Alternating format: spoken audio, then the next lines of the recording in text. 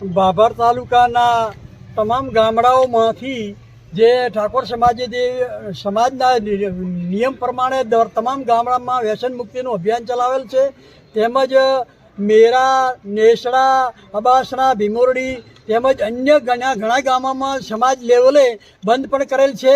એમાં આજે અમારા સાંસદ જ્ઞાનીબેન ઠાકોરની આગેવાની નીચે અમે આખા સમાજના ભાજપ ને કોંગ્રેસ બંને ભેગા મળીને આગેવાનો આજે આવેદનપત્ર આપવા આવ્યા છીએ।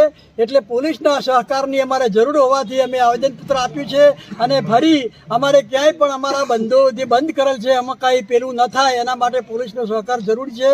અને ફરી પણ આ અમારે જે કારેલા છે, જે ગોળીમાં પણ દારૂની ચાલુ વેચાણ છે એ પણ અમે રજૂઆત કરી છે કે આ અમારે આ કાયમ કાલી બંધ કરો એવી પણ વિનંતી કરી છે।